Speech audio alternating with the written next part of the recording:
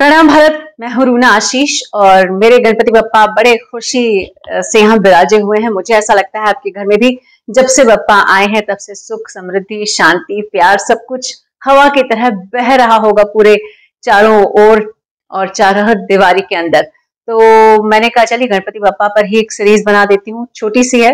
तो ऐसा करते हैं, आपको लेकर चलती हूँ लाल बाग चा राजा। मैं तो ये जो लाल बाग चा राजा है ये सालों पुरानी परंपरा रही है और मानाचा गणपति ऐसा कहा जाता है, दिलों का राजा ऐसा कहा जाता है। देखने के लिए कहाँ कहाँ से लोग आते हैं, आप इमेजिन भी नहीं कर सकते हैं। और सबका यही कहना है कि वो बहुत भव्य दिखाई देते हैं, बहुत बड़े, बहुत महान स्वरूप में दिखाई देते हैं। मैं जब वहां पर गई थी डेफिनेटली बहुत ज्यादा भीड़ थी, इतनी भीड़ थी कि मतलब गणपति बप्पा के थोड़े पहले जो विराजे हैं गणपति बप्पा, उसके थोड़ी पहले एक फर्स्ट फ्लोर जैसा मचान जैसा बनाया जाता है जो कि मीडिया के लिए बनाया जाता है। वो हार्डली 100 कदम भी दूर नहीं होता है, मतलब मेन एंट्रेंस से 100 कदम भी दूर नहीं होता है। लेकिन मुझे वो 100 कदम की दूरी जो है 25 मिनट में मैं क्रॉस कर पाई, क्योंकि इतनी भीड़ थी, इतनी भीड़ थी, इतनी भीड़ थी। लेकिन पता है एक सुखद बात क्या थी, मुझे कहीं भी कोई इनसिक्योरिटी नहीं हुई। ये सोचने का भी मेरे दिमाग में नहीं आया, ना दिल में आया कि मैं यहाँ ऐसा नहीं हो कहीं कुछ गड़बड़ हो जाए, ऐसा नहीं हो कहीं कोई धक्का मुक्की हो जाए, ऐसा नहीं हो कि मैं कहीं दब जाऊं या कोई मुझे धक्का देकर आगे बढ़ जाए। पता नहीं क्या था उस समय में, उस पूरे वातावरण में, उस पूरे माहौल में। आपको बस ऐसा लगता है कि बप्पा आपको अपने पास बुला रहे हैं और वो आपसे बातचीत करना चाहते हैं। तो चलिए इसी बहाने मैं आपको बप्पा के दर्शन करवाती हूँ और साथ ही साथ उसके पीछे कहानी भी बताते चलती हूँ। लालबाग चा राजा ये गणेश उत्सव 1934 से हमारे मुंबई में किया जा रहा है और पूरे मुंबई में सबसे ज्यादा मानाचा गणपति यानी कि इच्छा पूर्ति गणपति इन्हीं को कहा जाता है। लालबाग चा राजा इनका दर्शन करने के लिए सिर्फ मुंबई या आसपास के नहीं बल्कि दूसरे राज्यों से भी लोग आते हैं। कहा तो ये जा रहा है कि अभी तक यानी 2024 तक, जब तक आप स्टोरी देख रहे हैं तब तक अनुमानतः एक दिन में 15 लाख यानी 1.5 मिलियन लोग आकर गणपति बाप्पा के दर्शन का लाभ उठा चुके हैं। कतारें इतनी लंबी होती हैं कि कहा जाता है कि कभी कभी तो ये 5 किलोमीटर तक भी पहुंच जाती है। कभी दर्शन 5 घंटे में हो जाएंगे तो कभी कभी 19 से 20 घंटे भी लग सकते हैं। इस पूरी व्यवस्था को देखने के लिए लालबाग चा राजा इनकी ट्रस्ट के लोग तो होते ही हैं, साथ ही साथ 800 से ज्यादा पुलिसकर्मी यहाँ पर तैनात होते हैं जो लोगों को रास्ता दिखाने से लेकर उन्हें पानी पिलाने, उन्हें आराम करने के लिए जगह मुहैया कराने का भी काम करते हैं। यानी पूरी मुस्तैदी से हर पुलिस वाला अपना अपना काम करके बप्पा के लिए समर्पित होने के लिए तैयार रहता है। और ऐसी भक्ति और ऐसी शक्ति आपको सिर्फ और सिर्फ मुंबई के इन 10 दिनों में ही देखने को मिल सकती है। भक्ति में कमी नहीं है, लेकिन हाँ, जो प्यार यहाँ उमड़ता है एक दूसरे के लिए भी, वो भी देखने लायक है।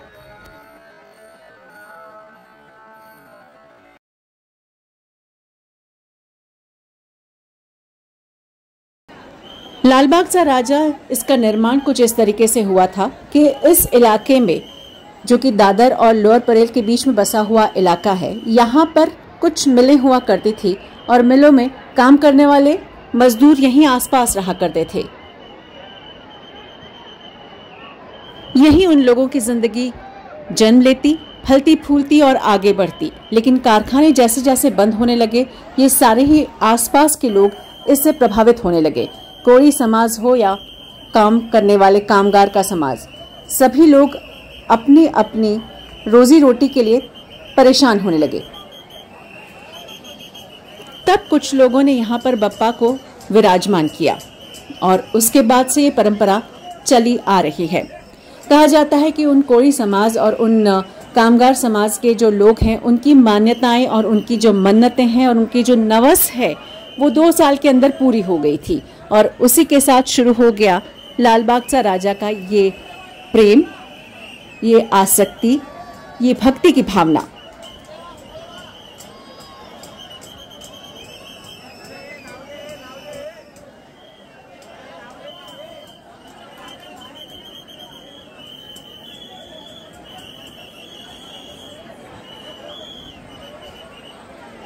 यहाँ की सजावट तो देखने लायक है ही, साथ ही में यहाँ पर बप्पा की मूर्ति का जो निर्माण किया जाता है वो भी अलग अलग भागों में किया जाता है।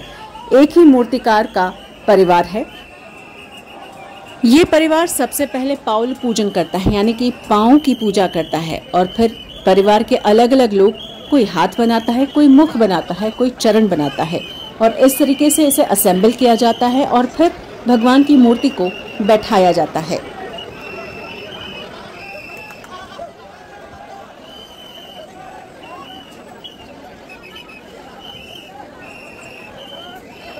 मूर्ति ही नहीं, यहाँ पर जो आसपास की सज्जा है, पंडाल की सज्जा है या छत की सज्जा है, उसके लिए भी खास ध्यान दिया जाता है और किसी जाने माने सज्जा या आर्ट डायरेक्टर को ही इसका काम सौंपा जाता है।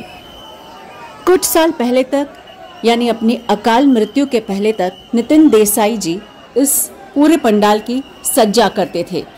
हालांकि उनकी मृत्यु के बाद अब ये काम किसी और को सौंपा गया है। मुंबई के लाड़के गणपति यानी कि लालबागचा राजा की एक खासियत यह भी है कि इनकी ऊंचाई जितनी हो, मुंबई के बाकी के गणपति जब भी बनाए जाएंगे लालबागचा राजा के गणपति से थोड़े कम हाइट के ही बनाए जाते हैं। यही तो रुतबा है लालबागचा राजा इन गणपति का।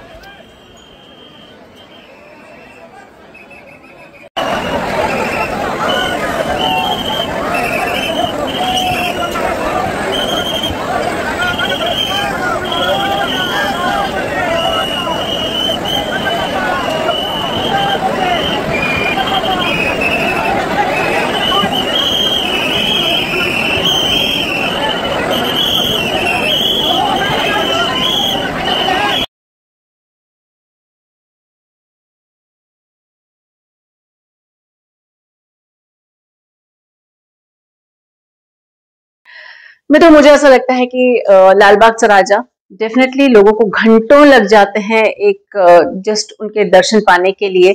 बहुत सारी बातें करते हैं, भीड़ और ये है वो है और स्पेशल ट्रीटमेंट। उन सब से परे मैं जब उनको देखती हूँ तो मुझे संपूर्ण गणपति दिखाई देते हैं। मुझे ऐसा लगता है कि वहां जो कोई आया है वो सब सिर झुकाकर आया है और बप्पा के सामने ऐसे सिर झुकाता है जैसे कोई छोटा सा बच्चा अपने पिता या दादा नाना उनके सामने सिर झुकाता है और कहता है एक चॉकलेट दे दो ना। तो वो जो प्यार बच्चे की तरफ से आता है, ऐसा लगता है वो हम सब थे। और वो जो प्यार और रौब और जिसे बोलते हैं रुतबा जो किसी पिता या दादा या दादी जैसी शख्सियतों की तरफ से आता है, वो रौब लेकर गणपति बप्पा वहां पर बैठते हैं। बहुत अद्भुत था, बहुत अद्भुत था। चलिए आप मुझे बताइए, कभी आप लालबागचा राजा ये गणपति देखने के लिए लालबाग मुंबई के इस इलाके में गए हैं? गए हैं तो आपका कैसा रहा पूरा अनुभव, जरा लिखकर बताइए। प्रणाम भारत, जय हिंद।